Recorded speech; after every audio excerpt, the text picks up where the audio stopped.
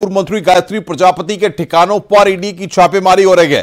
मुंबई में, लखनऊ में और मुंबई की टीम ने संयुक्त छापेमारी की है।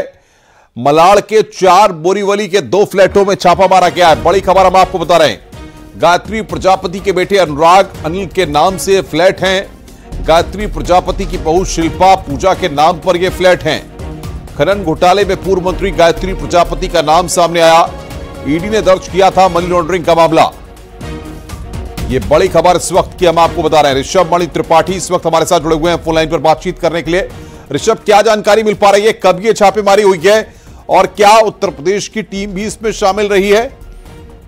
जी बिल्कुल, देखिए गायत्री प्रजापति के खिलाफ मनी लॉन्ड्रिंग की धाराओं में एफआईआर ईडी ने दर्ज की थी और पहले भी तमाम कागजात इससे जुड़े हुए ईडी जुटा चुकी थी। और आज जो जानकारी मिल रही है उसके मुताबिक ईडी लखनऊ और ईडी मुंबई की टीम की संयुक्त छापेमारी चल रही। मुंबई में बताया जा रहा है कि गायत्री प्रजापति के दोनों बेटों बहुओं के नाम पर 4 फ्लैट मलाड में और 2 फ्लैट बोरीवली में है, जहां पर ये छापेमारी चल रही है। और वहां से तमाम जो अभी तक की जानकारी है, कुछ आपत्तिजनक दस्तावेज भी मिले हैं जिनको जांच में शामिल किया जाएगा। गायत्री प्रजापति खनन मंत्री थे समाजवादी पार्टी की सरकार में, और इसके बाद जब 2017 में योगी आदित्यनाथ की सरकार आई है, हाईकोर्ट में भी तमाम रिट पड़े और उसके बाद अवैध खनन के ही मामले में गायत्री प्रजापति पर मामले दर्ज हुए थे और जिसके बाद ईडी ने संज्ञान लेते हुए मनी लॉन्ड्रिंग का मामला दर्ज किया था, जिसमें छापेमारी चल रही है। बहुत बहुत शुक्रिया ऋषभ हमारे साथ जुड़ने के लिए और बातचीत करने के लिए। अमेठी में हाईवे किनारे खड़े खराब ट्रक को तेज रफ्तार कार ने टक्कर मार दी। हादसे में ट्रक ड्राइवर और क्लीनर की मौके पर ही मौत हो गई, जबकि मैकेनिक गंभीर रूप से घायल हो गया है। पुलिस ने कार सवारों को पकड़ लिया है। हादसा मुसाफिर खाना कोतवाली क्षेत्र के लखनऊ वाराणसी हाईवे पर हुआ है।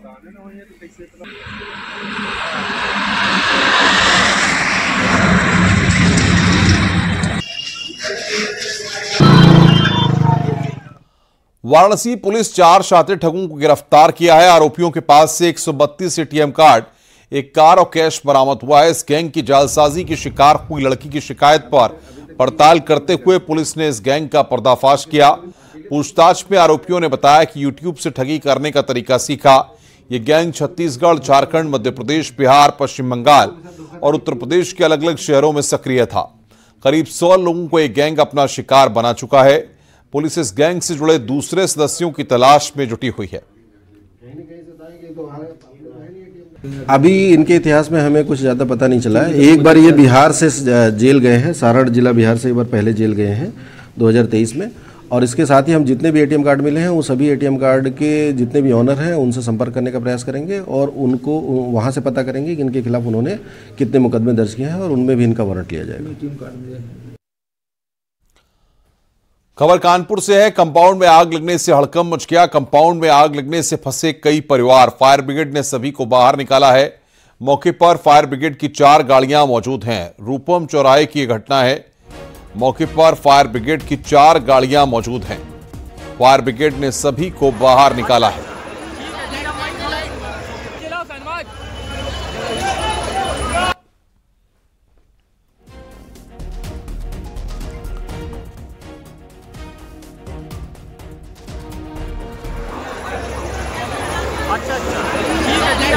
ये तस्वीरें इस वक्त हम आपको दिखा रहे हैं। कंपाउंड में आग लगने से कई परिवार वहां पर फंसे। ये तस्वीरें आप देख रहे हैं। धुएं का गुबार भी साफ तौर पर देखा जा रहा है।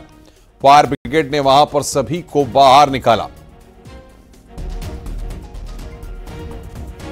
मौके पर फायर ब्रिगेड की 4 गाड़ियां मौजूद हैं। कानपुर की ये तस्वीरें इस वक्त आपकी स्क्रीन पर हम आपको दिखा रहे हैं।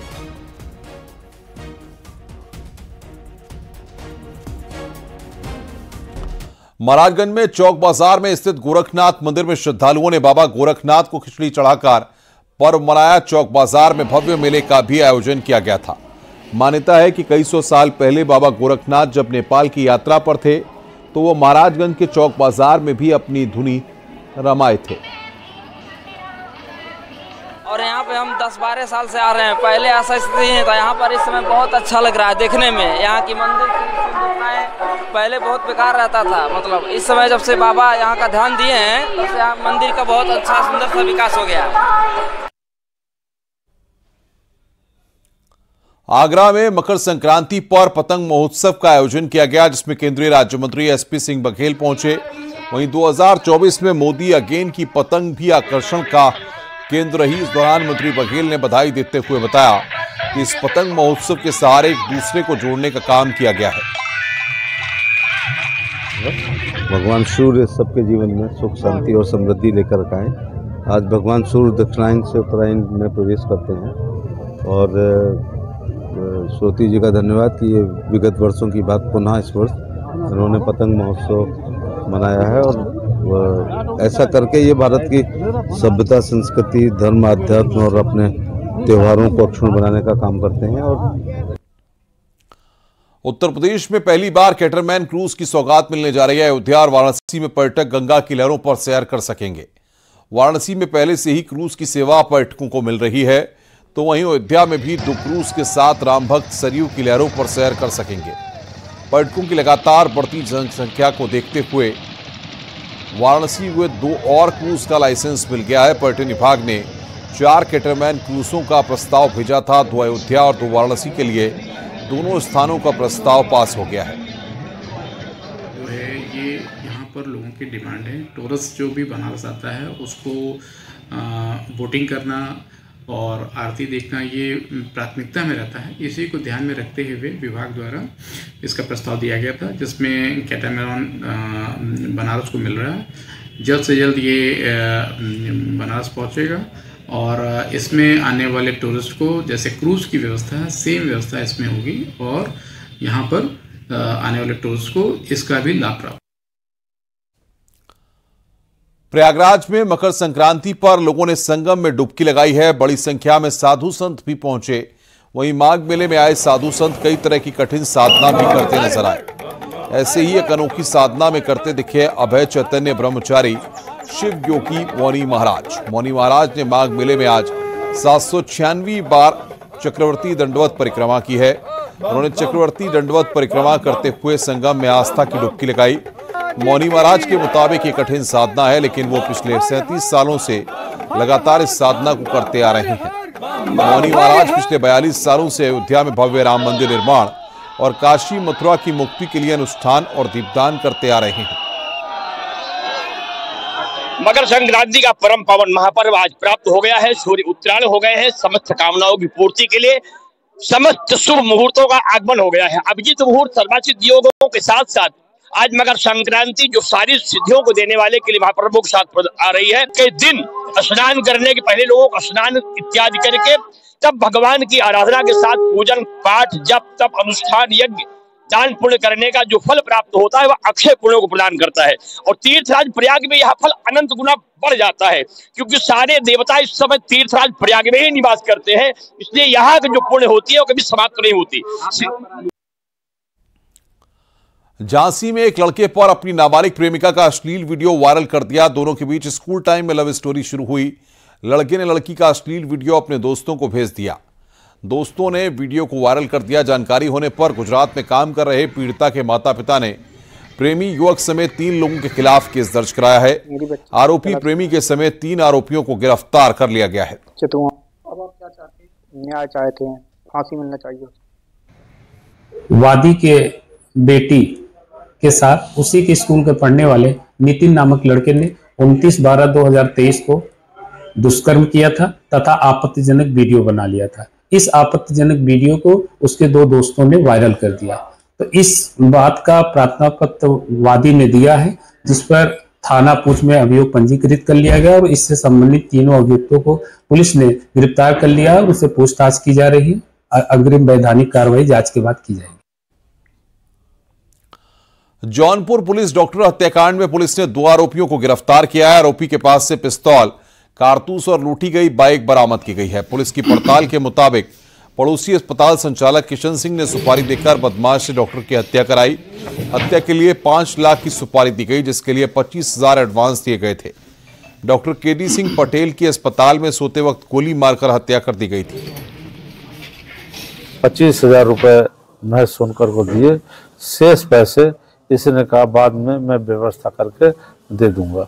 आपने पूछा ये चोरी की मोटरसाइकिल पाए कहाँ थे? इन लोगों ने ये महेश सोनकर तथा इसके साथ 2 और जो साथी थे, इन्होंने थाना बक्सा क्षेत्र से दिसंबर 2022 में ये मोटरसाइकिल लूटी थी, जिसके संबंध में थाना बक्सा में अभियोग पंजीकृत किया गया है। उसके संबंध में विवेचना प्रचलित है। औरैया पुलिस की भैंस चोर गैंग से मुठभेड़ हुई है। मुठभेड़ में एक बदमाश पैर में गोली लगने से घायल हुआ है। 2 बदमाशों ने खुद को घिरा देखकर सरेंडर कर दिया, जबकि एक बदमाश मौके से फरार हो गया। पकड़े गए 3 बदमाशों से पुलिस पूछताछ कर रही है। बदमाशों के कब्जे से पुलिस ने एक लोडर से लदी 3 भैंस और अवैध हथियार बरामद किए हैं।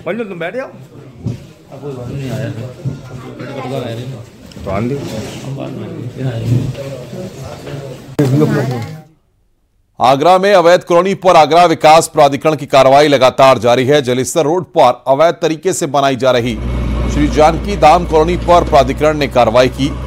बुलडोजर से एडीए ने अवैध रूप से बनाई जा रही कॉलोनी को ध्वस्त कर दिया। अवैध तरीके से बनाई जा रही कॉलोनी के लिए आगरा विकास प्राधिकरण के अधिकारियों ने नोटिस भेजा था। नोटिस का जवाब नहीं मिलने पर आज प्राधिकरण ने कार्रवाई की।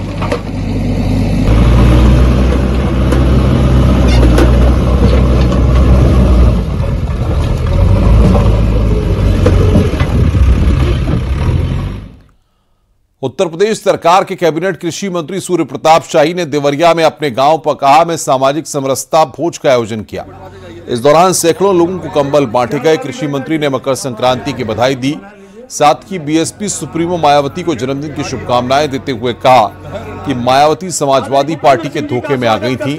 अच्छी बात यह है कि अब वो समाजवादी पार्टी का चेहरा पहचान गई हैं। माताएं, बहनें, बच्चे, बुजुर्ग चाहे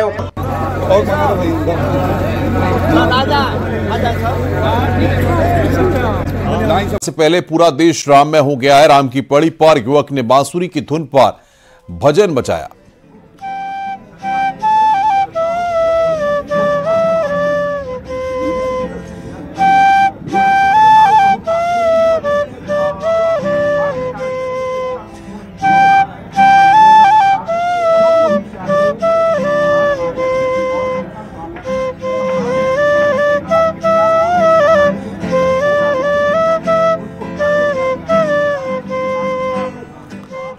पांच 500 साल बाद पूरी अयोध्या के राजपूतों की प्रतिज्ञा पूरी हुई। ठाकुर गजराज सिंह के वंशजों आज सूर्यकुंड पर यज्ञ के बाद भगवान सूर्य को अर्पित कर पगड़ी धारण की। 500 साल पहले सरायरासी गांव के ठाकुर गजराज सिंह राजपूतों के साथ बाबर के सिपहसालार मीरबाकी से लड़े थे। जंग में हार के बाद पगड़ी, जूता, छतरी का इस्तेमाल न करने का प्रण लिया था। रामला को उनके मंदिर में पहुंचाने तक पगड़ी न पहनने का प्रण लिया था। सूर्यवंश के हम हैं, राजा गजराज, बाबा गजराज के हम 8वीं पीढ़ी हैं। उन्होंने ये कसम खाया था जब बार वहाँ लड़ाई पर गए मुगलों के, तो यहीं आकर सूर्यकुंड का पोखरा है और हमारे कुल देवता यहाँ सूर्यकुंड भगवान रहते थे। यहीं उन्होंने कसम खाया जब तक हम अपने रामलला को आजाद नहीं करा लेंगे, मुगलों से हम छुटकारा नहीं कराएंगे, तब तक हम सिर पर जो है पगड़ी नहीं धारण करेंगे, पैर में पन्ही नहीं पहनेंगे और छाता नहीं लगाएंगे। ये अयोध्या में राम की पड़ी पर अद्भुत तस्वीर देखने के लिए लोग जुट रहे हैं। युवक ने कागज पर पेंसिल और तारकोल की मदद से हनुमान जी की तस्वीर बनाई है। इस तस्वीर में हनुमान जी के हृदय में भगवान राम और माता सीता की भी तस्वीर नजर आ रही है। यह तस्वीर कक्षा 9 के छात्र आर्यन चौधरी ने बनाई है। आर्यन बस्ती के रहने वाले हैं और यह तस्वीर बनाने में उन्हें 6 महीने लग गए। अब अयोध्या में तो राम भक्त सब हैं और राम जी के लिए कुछ ना कुछ करना चाहते हैं, तो हम भी सोचे कि जब बन ही रहा है तो हम भी राम जी के लिए कुछ करें, तो हम कहें कि अयोध्या में ही चल के लगाया जाए, तो इसलिए हम लोग अयोध्या में लगाए।